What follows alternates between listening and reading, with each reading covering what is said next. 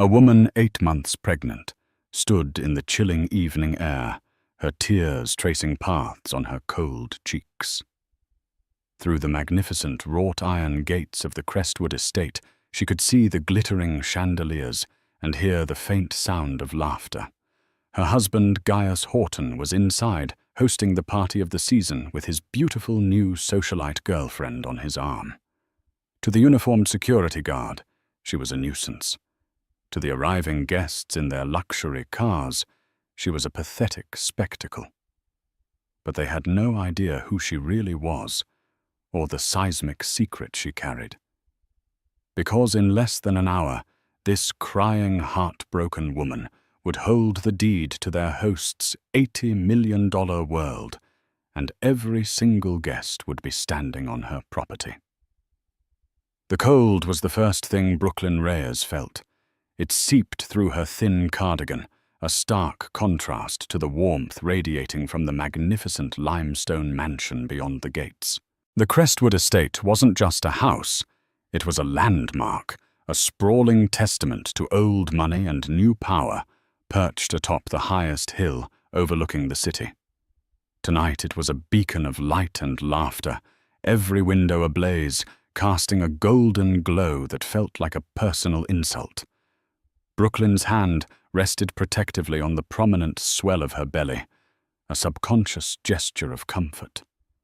Her baby, their baby, kicked gently oblivious to the fact that its mother was standing outside in the dark like a beggar. A tear escaped hot and swift, sliding down her cheek before the wind chilled it. She wasn't just crying from the cold. She was crying from the sheer, soul-crushing weight of her humiliation. A sleek black Bentley purred to a stop beside her. The window slid down to reveal a woman with diamonds sparkling at her throat, her face a mask of carefully constructed pity. "Oh, my dear," she cooed, her voice dripping with insincere sympathy. "Are you quite all right? You look dreadfully lost." Brooklyn recognized her. Mrs. Harriet Chen, one of her husband Gaius's key investors, a woman who had just 3 months ago complimented Brooklyn on her impeccable taste at a charity luncheon. Tonight her eyes held no recognition, only a dismissive curiosity for the melodrama unfolding at the gate. "I'm fine, thank you," Brooklyn mumbled, turning her face away, hoping the shadows would swallow her. The security guard, a large man named Frank, whom she had once known by name and shared coffee with, stepped forward. "Ma'am, I've told you. Mr. Horton's instructions were clear. You are not to be on the premises." His voice was flat, devoid of the friendly warmth he once had. He was just following orders. Gaius's orders. The words echoed in her mind, sharp and cruel as they had been 2 days ago. "It's over, Brooklyn. I'm filing for divorce. Genevieve is the future of this family, and I will not have you making a scene."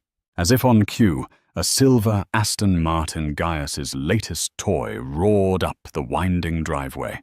He was in the driver's seat, looking impossibly handsome in his custom tuxedo. Beside him, radiant and glowing, was Genevieve Laurent. Her laughter, light and musical, carried on the wind and felt like a physical blow to Brooklyn's chest. Genevieve, the daughter of a French shipping magnate with a pedigree as flawless as her skin. She was everything Brooklyn wasn't. She was from his world. Gaius didn't even glance in Brooklyn's direction as he swiped his keycard. The ornate iron gates adorned with the Horton family crest began to swing silently inward. But Genevieve saw her. Her perfect, ruby-red lips curved into a small, triumphant smirk. It was a look of pure victory, a silent declaration that she had won. She had taken Brooklyn's husband, her home, her life. Brooklyn's breath hitched. That look more than anything broke through her grief and ignited a spark of cold fury. She had given Gaius 5 years of her life. She had supported him when his tech venture was just a dream, sketched on a napkin. She had managed his home, hosted his dinners, and charmed his business partners. She was carrying his son.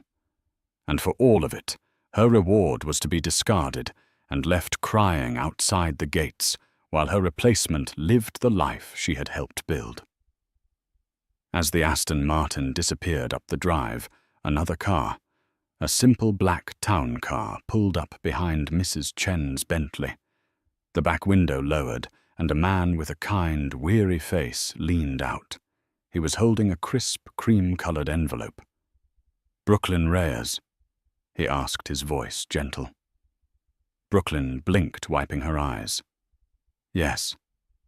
My name is Robert Peterson. I'm an attorney. This is for you." He passed the envelope to her. It was heavy, made of expensive cardstock. Her name was written on the front in elegant calligraphy. Confused, she took it. I don't understand." "Just open it," he said softly. "And I would advise you to attend. It's a matter of some importance." With that, his window slid up, and the town car drove away. Not towards the mansion, but back down the hill. Brooklyn's trembling fingers fumbled with the seal. Insealed was a single thick card. It wasn't a letter or a legal document. It was an invitation. "You are cordially invited to the reading of the last will and testament of Mr. Alistair Beaumont. Tonight at 9 o'clock, the Grand Library, Crestwood Estate." Brooklyn stared at the name. Mr. Beaumont, the quiet, elderly man from the city library. The kind soul she'd spent hours with over the last year, reading to him, listening to his stories, sharing her own quiet fears about her marriage. He had passed away a week ago. She'd mourned him as the only true friend she had left. But what did his will have to do with Crestwood Estate? And why was the reading happening tonight in the middle of Gaius's party? A new feeling began to push through the humiliation and despair. It was a fragile, flickering thing, but it was there. It was resolve. Gaius wanted her to disappear. Genevieve wanted her to crumble. The world he had built wanted to forget her. But she had an invitation. She looked from the card to the glittering mansion, the fortress from which she had been exiled. She tucked the invitation into her pocket, squared her shoulders, and took a deep, steadying breath. The cold no longer bothered her. "Frank," she said, her voice clear and strong, devoid of the tears that had stained it moments before. "I have an invitation. I'm going in." 5 years earlier, Brooklyn Reyes had been a junior art curator with a passion for obscure Renaissance painters and a tiny apartment filled with more books than furniture. Gaius Horton had walked into the gallery she was working at, not to look at the art, but to scout the building for a potential acquisition. He was a force of nature, charming, ambitious, with a smile that could disarm armies and a vision that seemed limitless. He didn't see the art on the walls. He saw her. He'd pursued her with a relentless, dizzying intensity. He sent bouquets of rare black irises to her gallery, flew her to Florence for a weekend on a whim to see a Caravaggio, and listened with rapt attention as she spoke about her dreams. He told her she was a classic, a timeless masterpiece in a world of fleeting trends.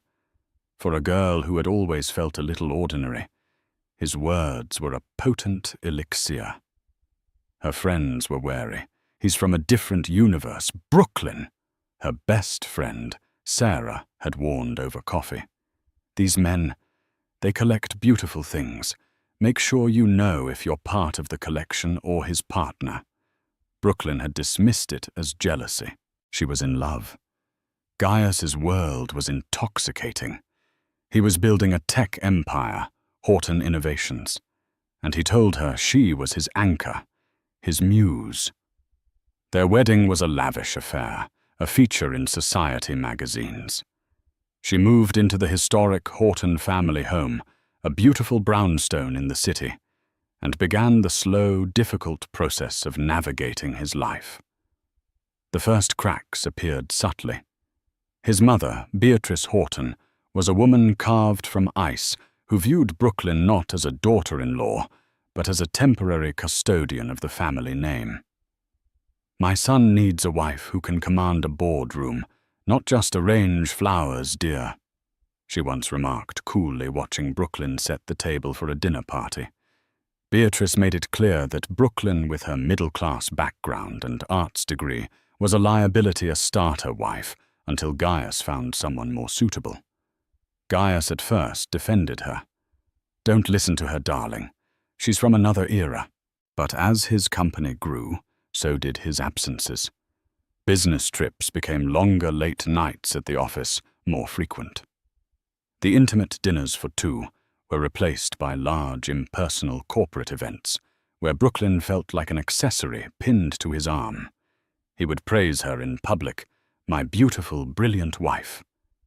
But in private, the silence between them grew vast and cold. The move to Crestwood Estate had been Gaius's idea. He'd bought the legendary property 6 months ago, declaring it a symbol of their arrival. "This isn't just a house, Brooklyn," he'd said, standing on the grand terrace overlooking the city. "It's a statement. This is our dynasty." But it never felt like hers. It was a museum of a life she was supposed to be living. The staff reported to a house manager Gaius hired.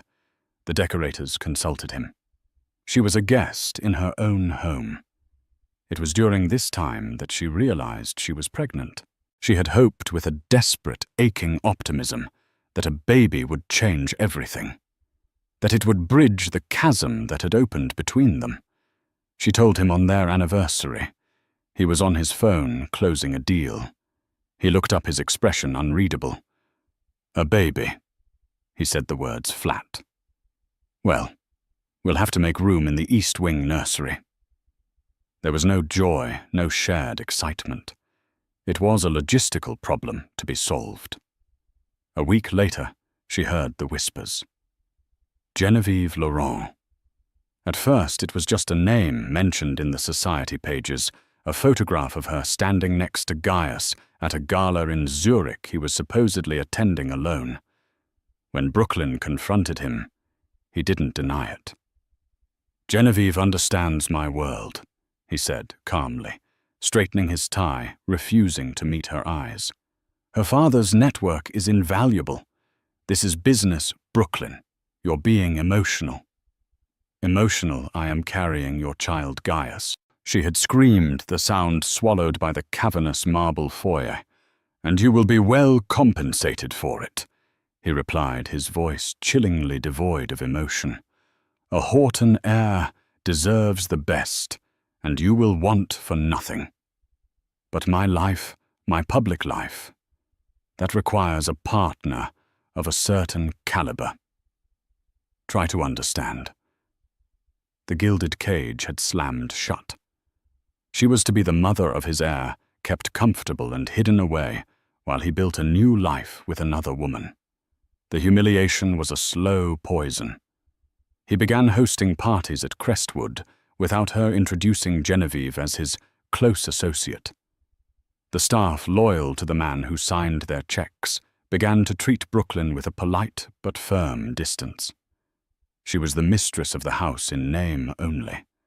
Her domain shrank to her bedroom suite and the gardens she wandered alone. That was where she had been sitting on a cold stone bench in the rose garden when the final blow had come 2 days ago. Gaius and Genevieve had walked out onto the terrace, champagne in hand. They hadn't seen her. She watched as he laughed, then leaned in and kissed Genevieve with a passion he hadn't shown Brooklyn in years. The world had tilted on its axis. Later that evening he had come to her room and delivered the final verdict. The divorce papers would be drawn up. A generous settlement would be arranged. She was to vacate the property by the end of the week. "And the party tonight," he'd said, his voice cold and final, "is for Genevieve. To formally introduce her. Don't be here, Brooklyn. Don't make it difficult." So she had packed a small bag, her hands shaking her heart a shattered ruin. But she hadn't been able to leave. She had to see it for herself, this final public execution of their marriage.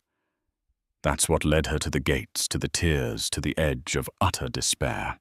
But now, holding the thick, creamy invitation in her hand, the past 5 years coalesced into a single, burning point of clarity. Sarah had been right.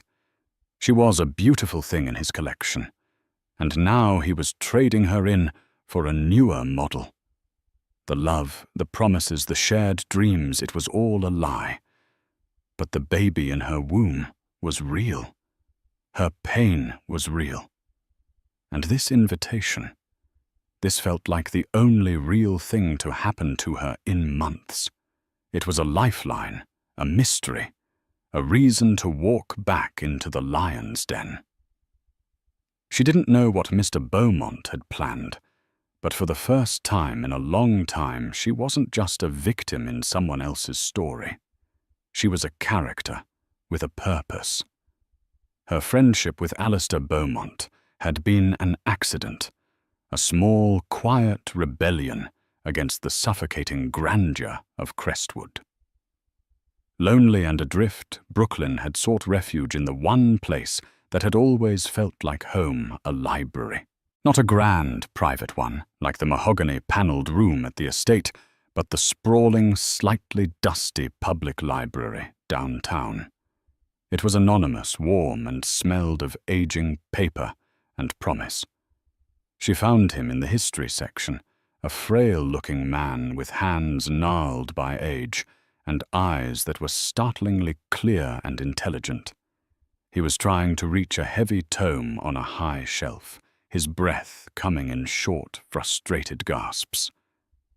"Allow me," Brooklyn had said, easily retrieving the book for him. It was a dense volume on Byzantine architecture. He'd thanked her with a genuinely warm smile that crinkled the corners of his eyes. "Alistair," he'd introduced himself. "Brooklyn," she replied, omitting her last name. Here she didn't want to be Brooklyn Horton, the wife of a tech mogul. She just wanted to be Brooklyn. They started meeting regularly.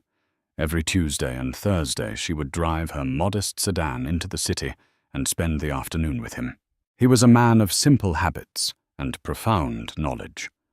He wore the same tweed jacket, slightly frayed at the elbows, and drank his tea with 2 sugars. He never spoke of family or his past in grand terms. He told her he was a retired history professor, living on a modest pension. She believed him. To Brooklyn, he was a sanctuary. She could talk to him in a way she could no longer talk to Gaius. She told him about her love for art, a passion Gaius had dismissed as a cute hobby. Alistair, however, would listen intently, asking thoughtful questions and sharing his own insights. He knew more about the Sienese school of painting than any of her old professors. As her pregnancy progressed and her marriage deteriorated, Alistair became her confidant. She never burdened him with the ugly details, but he could read the sadness in her eyes. "That husband of yours," he said one afternoon, his voice gentle but firm as he looked at her bruised spirit. "He seeks value in things that glitter. But gold, my dear Brooklyn, is a soft metal. It bends easily. True strength is in things that endure. Like kindness. Like integrity." She'd cried, then silent tears she wiped away quickly. "He's all I have," she whispered, a fact that felt both true and terribly pathetic. Alistair had reached across the table and patted her hand. His skin was like paper. "No, my dear, you have yourself, and that is more than enough." When she told him she was pregnant, His face lit up with a joy so pure and genuine it made her ache. "A child," he'd exclaimed. "The world's greatest masterpiece, a continuation of the story." From then on, he would always ask, "And how is our little masterpiece doing today?" He became her surrogate grandfather, the steady paternal presence she had lost years ago. She would bring him soup when he had a cold, read him the newspaper when his eyes tired, and describe the new paintings at the city gallery. She was in her own small way, taking care of him. It gave her a sense of purpose that her life at Crestwood lacked. She had no idea that in reality, he was taking care of her. She never once suspected he was anything other than what he seemed. He lived in a simple, tidy apartment above a bakery. He took the bus. He fretted about the rising cost of butter. He was just Alistair, her friend. The last time she saw him was 2 weeks before the party. He was weaker than she had ever seen him, confined to his armchair. His breathing was shallow. "I'm going on a long journey soon, Brooklyn," he'd said, his voice a faint whisper. "Don't say that, Alistair. You just need to rest. I'll bring you some of that beef stew you like tomorrow," she'd replied, her voice thick with worry. He had smiled faintly. "You have been a great blessing to a lonely old man," he said, his clear eyes fixed on hers. "Never forget your worth, and never let anyone make you feel small. You are not defined by the grandness of a house, but by the goodness of your heart. Promise me you'll remember that." "I promise," she whispered, squeezing his hand. A week later, his landlady called to tell her he had passed away peacefully in his sleep. Brooklyn was devastated. With Alistair gone, she felt utterly, completely alone. His small, humble funeral was attended by only a handful of people. Brooklyn stood at the back, a solitary, pregnant woman, in black, mourning the loss of her only friend. She never saw the discreet, well-dressed man in the expensive suit watching her from a distance. That man was Robert Peterson Alistair Beaumont's lifelong attorney and executor. Now, standing outside the gates of Crestwood, the invitation in her hand felt like a message from beyond the grave. Alistair Beaumont. The reading of the last will and testament at Crestwood Estate. It made no sense. How could her humble pension-drawing friend have any connection to this bastion of wealth and power? This place that represented everything he wasn't, unless he wasn't who he said he was. The thought sent a shiver down her spine that had nothing to do with the cold. A memory surfaced. One afternoon, Gaius had been ranting about a competitor, a reclusive, legendary figure in the finance world who had outmaneuvered him on a major deal. "The man's a ghost," Gaius had fumed. "Nobody's seen him in 20 years. They say he lives like a hermit, but he controls half the city. Beaumont. Alistair Beaumont." Brooklyn's blood ran cold. It couldn't be. The world tilted again, but this time it wasn't from grief. It was from a dizzying, terrifying realization. Her kind, gentle Alistair, the man in the frayed tweed jacket, was the Alistair Beaumont, the billionaire recluse, the titan of industry. And for some reason his will was being read in her husband's house. No, not her husband's house. Gaius's house. She walked towards the gate, her stride purposeful. Frank the guard moved to block her way. "Ma'am, please. Don't make me call for assistance." Brooklyn looked him straight in the eye. She didn't raise her voice. She simply held out the invitation. "I believe this grants me admission, Frank. It's for the 9 o'clock reading in the library." He took the invitation, his brow furrowed in confusion. He shone his flashlight on it, reading the elegant script. His eyes widened. He looked from the card to Brooklyn and back again. The name Alistair Beaumont carried a weight that even a security guard at a place like Crestwood understood. He swallowed hard, his professional demeanor cracking. "My apologies, Mrs. Ma'am," he stammered, handing it back. He immediately spoke into his radio, his voice now laced with a frantic urgency. He opened the pedestrian gate with a click. "Please go right in." As Brooklyn stepped onto the grounds of the estate, she was no longer the discarded wife.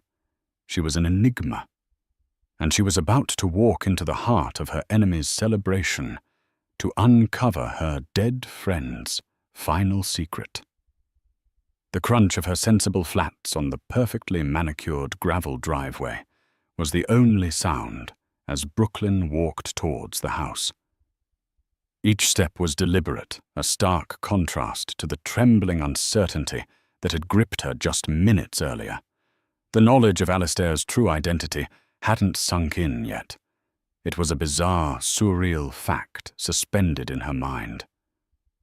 For now, it was simply armor.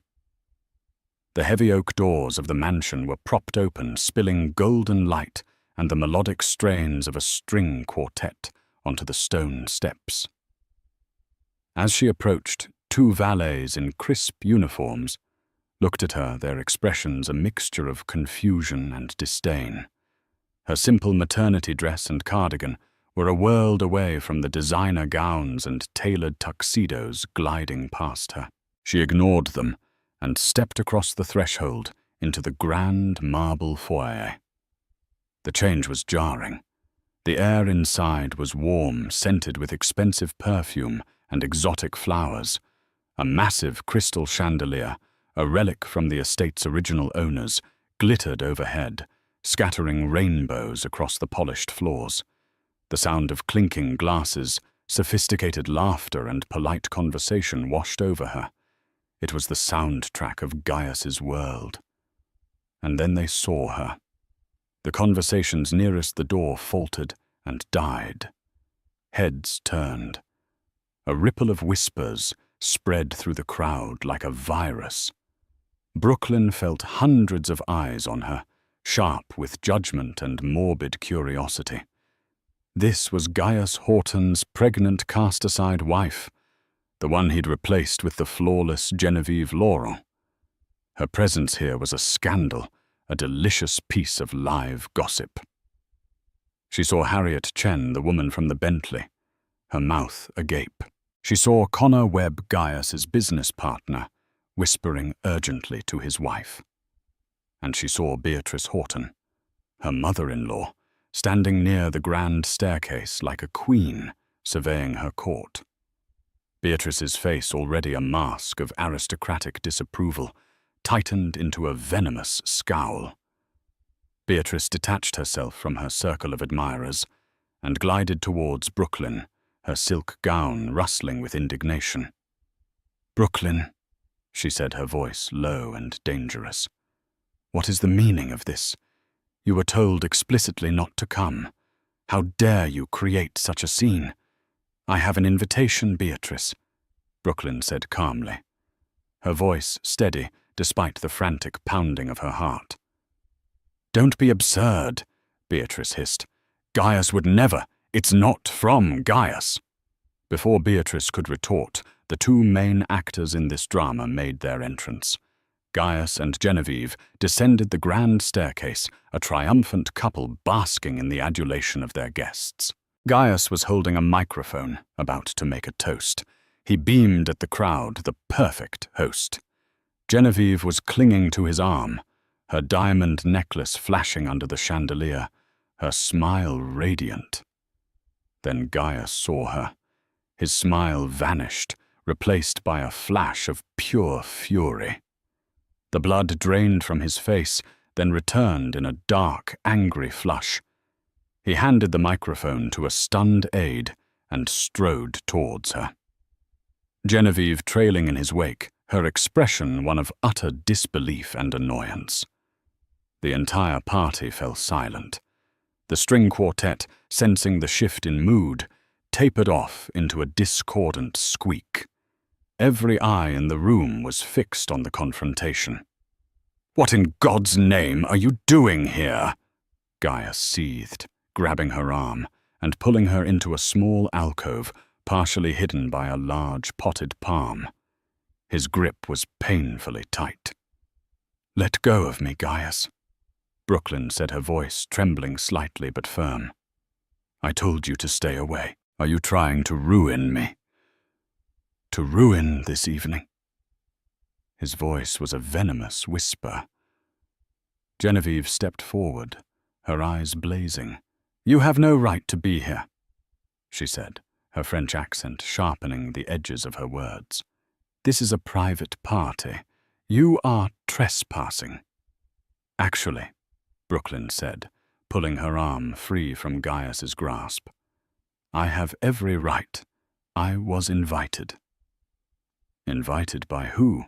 Gaius scoffed. "The ghost of Christmas past. No one here wants you." "I was invited by a Mr. Alistair Beaumont, or rather by his attorney," Brooklyn said, watching their faces carefully. The name hit them like a physical blow. Gaius froze, his anger momentarily replaced by confusion. "Beaumont? What are you talking about? He's dead?" "I'm aware," Brooklyn replied. "His will is being read, tonight at 9 o'clock, in the library." Gaius stared at her, his mind clearly racing. Alistair Beaumont was a legend, a phantom who had haunted his business dealings for years. He knew Beaumont had owned vast strategic properties and holdings, some of which Gaius had been trying unsuccessfully to acquire. But what connection could he possibly have to Brooklyn? "This is insane," Gaius stammered. "A prank! You're making this up to cause a scene." "Am I?" Brooklyn asked, a newfound strength rising within her. The fear was gone, replaced by a cold, righteous anger. "Why would Alistair Beaumont's final will and testament be read in your house, Gaius?" Genevieve, ever the pragmatist, sneered. "Perhaps the old man was senile. Perhaps he was a distant relative of the previous owners. It means nothing. You are using this as a pathetic excuse to humiliate Gaius. The security will remove you." "No," Gaius said suddenly. His eyes narrowed in calculation. A different kind of energy now emanated from him, not just anger, but avarice, greed. "No, wait." He turned to Brooklyn, his tone shifting from rage to a false conspiratorial gentleness. "Brooklyn, what was your relationship with Mr. Beaumont?" The question hung in the air. He was already seeing an angle away to profit from this bizarre situation. If his estranged wife had somehow found favor with the dead billionaire, perhaps there was something in it for him. A piece of the estate, a company away to finally get his hands on the assets Beaumont had kept out of his reach. "He was my friend," Brooklyn said, simply the word feeling both powerful and inadequate. A clock on the mantelpiece began to chime. It was 9 o'clock. Just then the quiet man from the town car, Robert Peterson, appeared at the entrance to the Grand Library. He was impeccably dressed in a dark conservative suit, carrying a leather briefcase. He surveyed the silent, gawking crowd with an air of complete authority. "My apologies for the interruption," he announced, his voice carrying easily through the silent hall. "The reading of the last will and testament of Alistair Beaumont is about to commence. It is a private matter, but my client's instructions were very specific about the time and location." He paused, his gaze sweeping the room before landing directly on Brooklyn. "Ms. Brooklyn Reyes, we are ready for you." The entire room gasped as one. He had called her. Not Gaius, not Beatrice, not some long-lost relative, but the disgraced pregnant wife. Brooklyn met Gaius's stunned, greedy gaze. She saw the furious confusion on Genevieve's face and the utter shock on her mother-in-law's. For the first time, she was not the one on the outside looking in.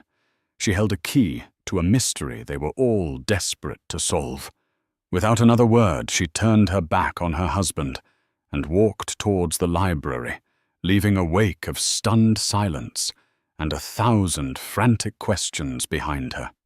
The grand library at Crestwood was Gaius's favorite room. It was a cathedral of knowledge and power, with floor-to-ceiling mahogany shelves, a rolling ladder, and a fireplace large enough to stand in.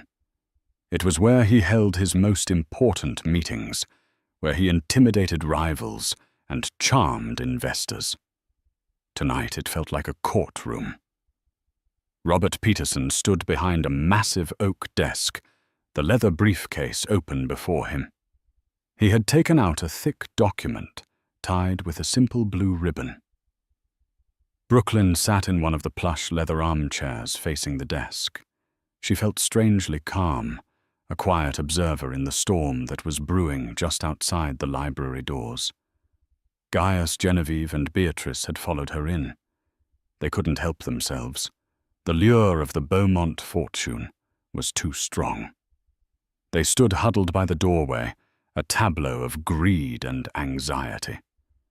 Several other curious and influential guests, including Connor Webb and Harriet Chen, lingered just behind them, shamelessly eavesdropping. Mr. Peterson cleared his throat, his expression impassive. Before I begin, I must state for the record that the terms of this will are legally binding and have been verified for soundness of mind and body of the testator, Mr. Alistair Beaumont, at the time of its signing 1 month ago. He untied the ribbon and flattened the document. I will dispense with the usual legal preamble and proceed to the primary bequests, as per my client's instructions, for a swift and clear execution. He adjusted his glasses and began to read. To my various charitable foundations, I leave the bulk of my liquid assets, amounting to approximately $2 billion, to be distributed as per the private instructions left with my executor. A collective quiet gasp came from the doorway. 2 billion. The number was so vast it was almost comical. Gaius's face was a tight mask of calculation. To my loyal staff, including my housekeeper, my driver, and my personal nurse. Peterson continued. I bequeath the sums listed in Appendix A, ensuring their comfortable retirement. He paused. To my attorney and executor, Robert Peterson, I bequeath my collection of antique maps and a discretionary fund for his services. Peterson looked up, his gaze sweeping over Gaius, Genevieve, and Beatrice, before settling back on the page. Now we come to the matter of my remaining personal property and primary real estate holdings. The air in the room grew thick with tension. This was it. Gaius leaned forward slightly, his entire body rigid with anticipation. He had spent years trying to figure out Beaumont's real estate portfolio. My brownstone in the city, Peterson read, along with its contents, and my summer home in the Hamptons I bequeath to the city's Historical Preservation Society to be maintained as museums. Gaius's face fell. He'd had his eye on the brownstone for years. My controlling shares in Beaumont Industries, valued at approximately $400 million. This was the prize. Beaumont Industries held patents and technologies that could supercharge Horton innovations into the global stratosphere. Gaius held his breath. I bequeath to an educational trust for the advancement of young people from underprivileged backgrounds in the fields of science and the arts. A low groan escaped from Connor Webb in the doorway. Gaius looked like he'd been punched in the gut. All that power, all that potential given away to charity and education. It was in his mind an unforgivable waste. And finally, Peterson said, his voice lowering slightly, creating a dramatic hush. "We come to my primary residence. This property. The Crestwood estate." Brooklyn's head shot up. This property, Alistair lived in a tiny apartment above a bakery. What was Peterson talking about? Gaius scoffed out loud. "That's impossible. I own Crestwood Estate. I have the deed, the title. I bought it 6 months ago from the Sterling Corporation."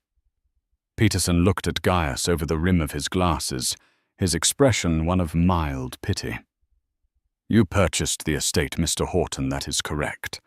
What you may not have been aware of is who the sole proprietor of the Sterling Corporation was." He let the statement hang in the air for a beat. It was a holding company, one of many owned entirely by Mr. Alistair Beaumont. The world stopped. Gaius's face turned ashen. He had bought the estate from Alistair Beaumont himself without ever knowing it.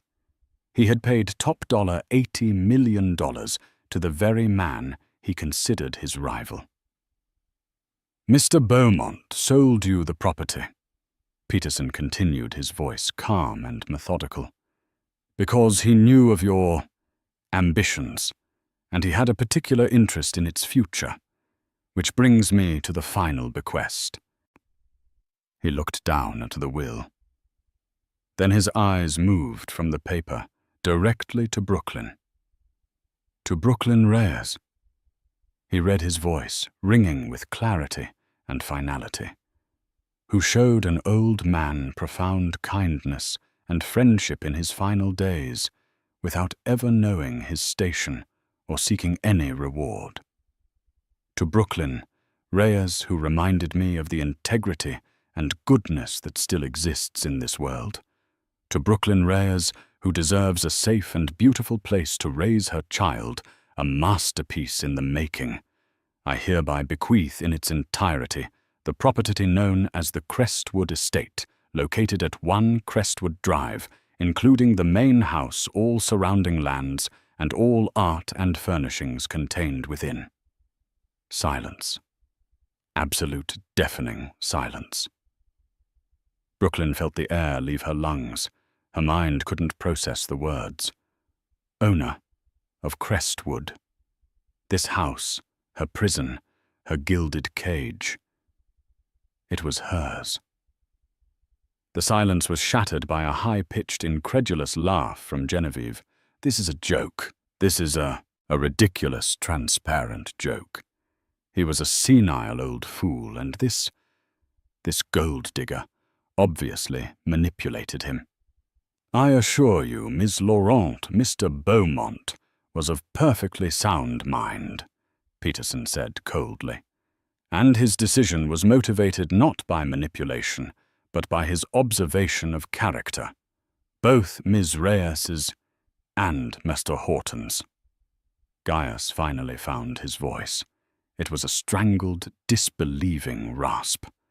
No, I paid for this house. It's my name on the company party invitations. My money.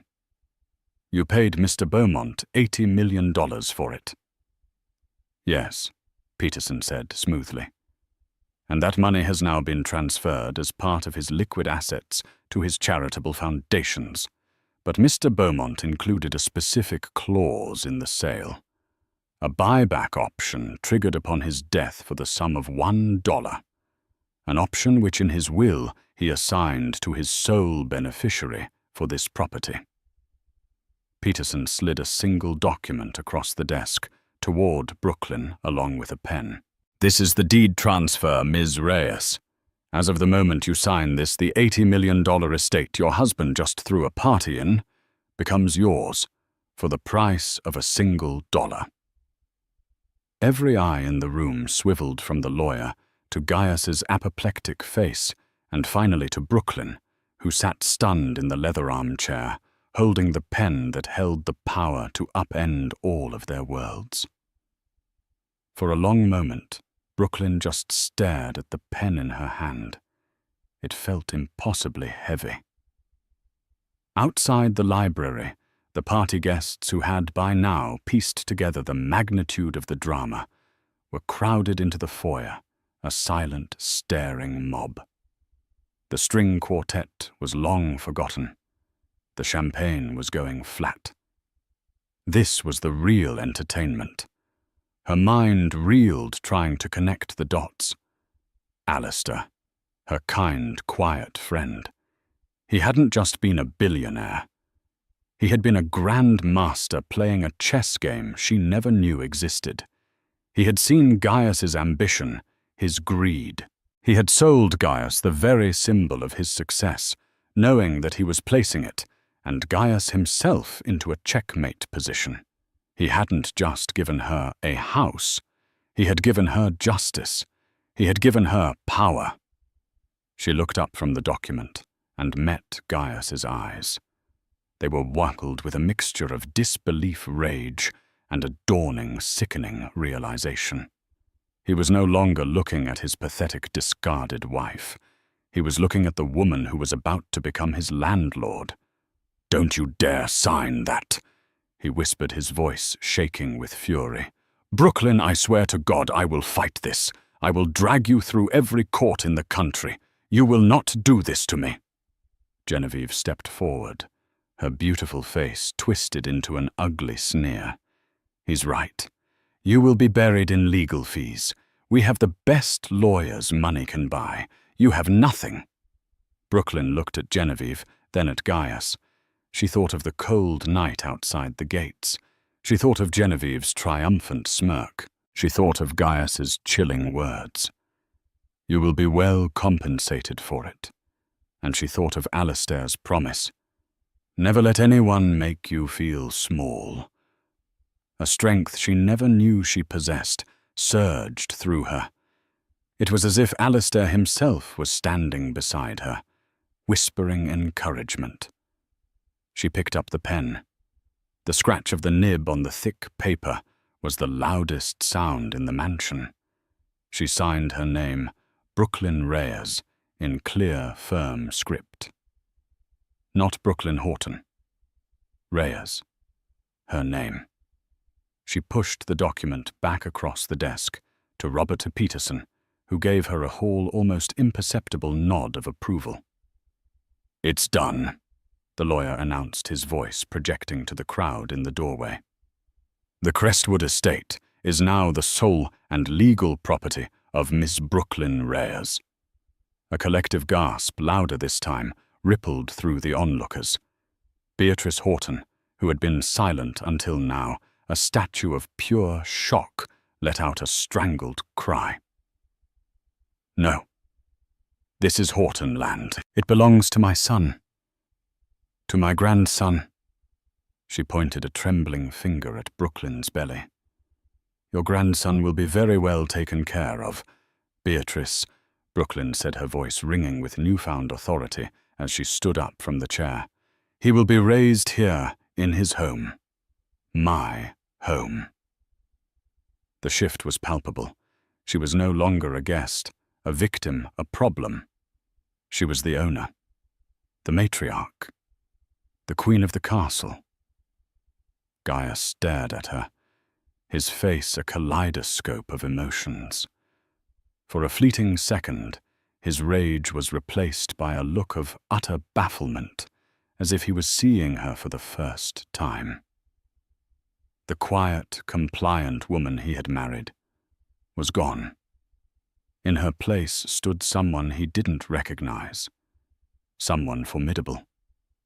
His mind, ever the opportunist, was already shifting gears. "Brooklyn, darling." He began, his voice taking on a sickeningly sweet, placating tone. "Let's not be hasty. We can talk about this. We're still married. What's yours is mine. We're a family." Brooklyn laughed. It wasn't a hysterical sound, but a low, confident chuckle that chilled him to the bone. "A family?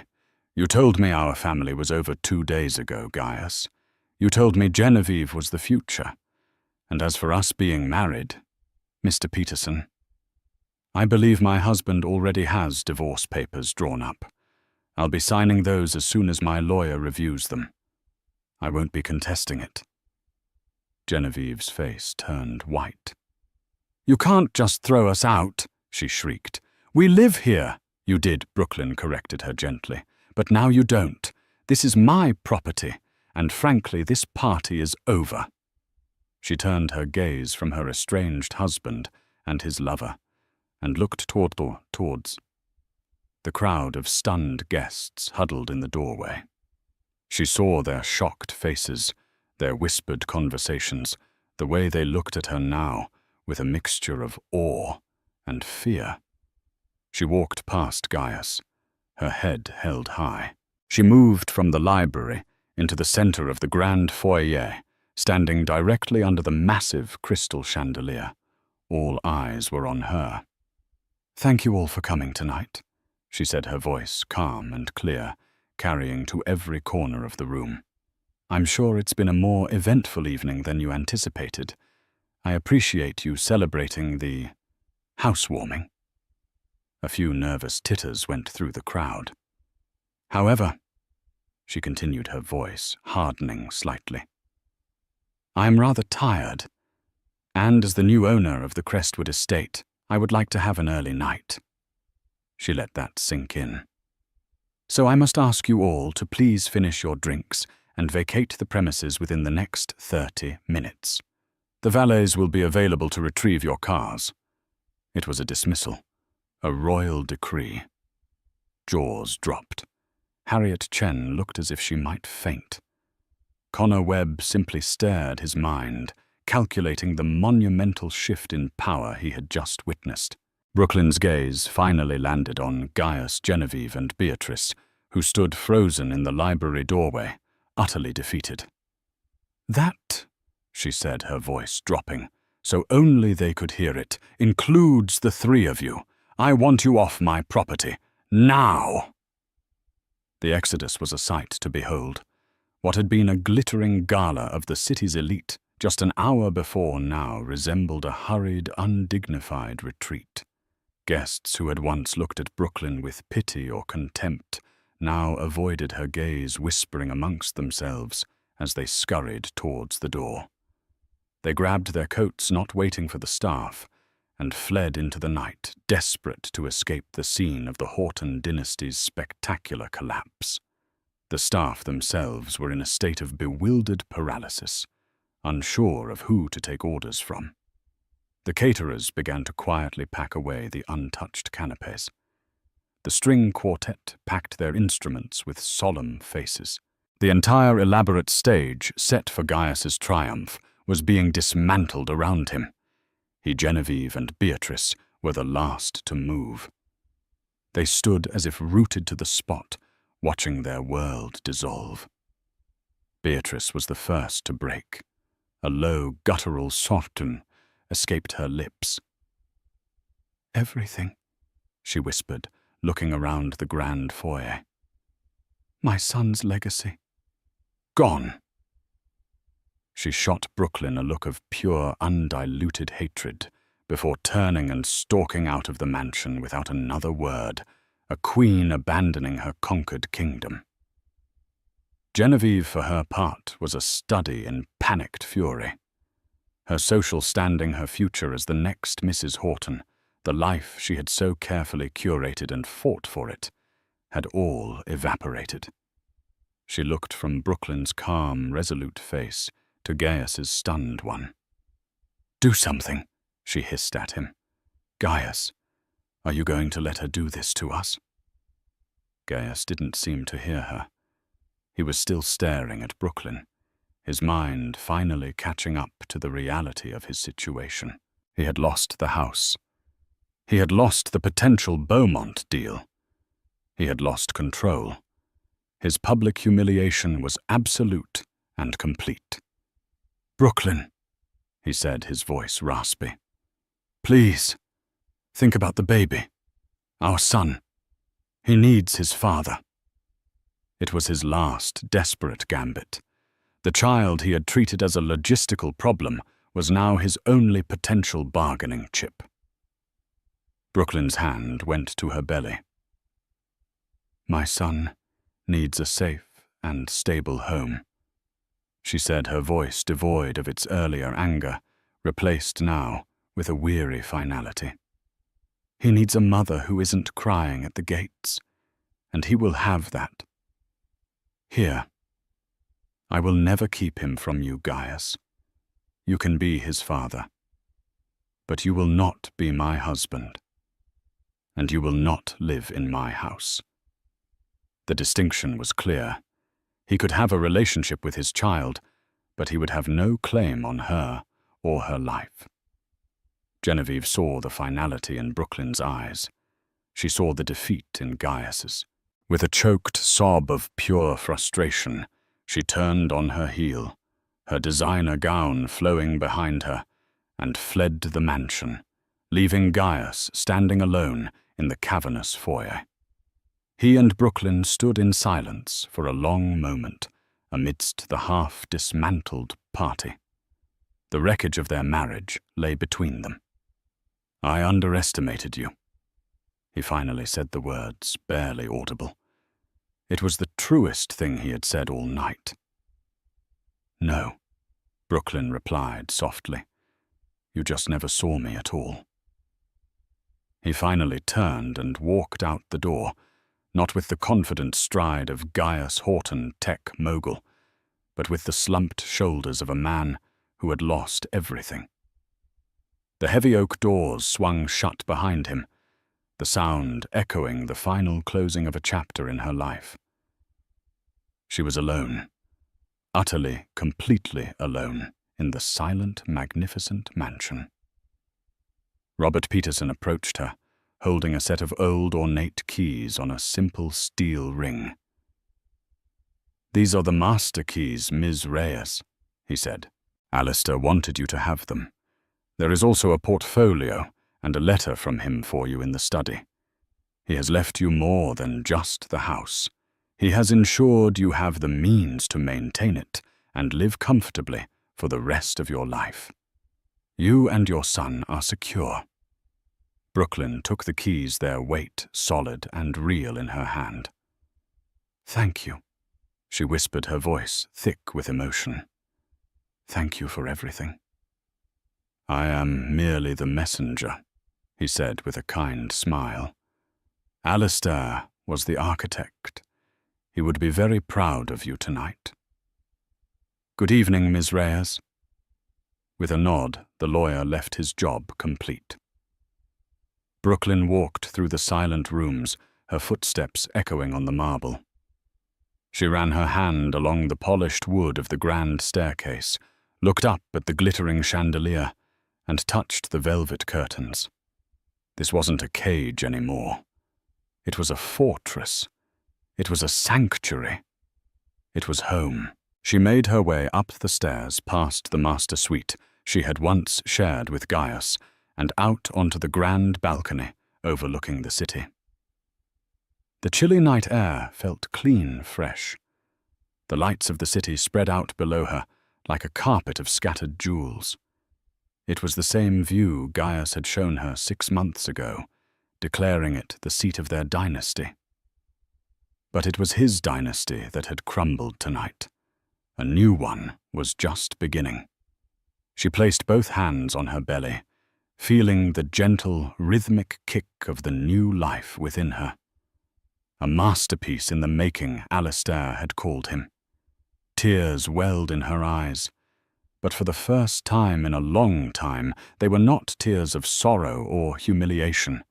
They were tears of gratitude, of relief, of a profound and staggering hope.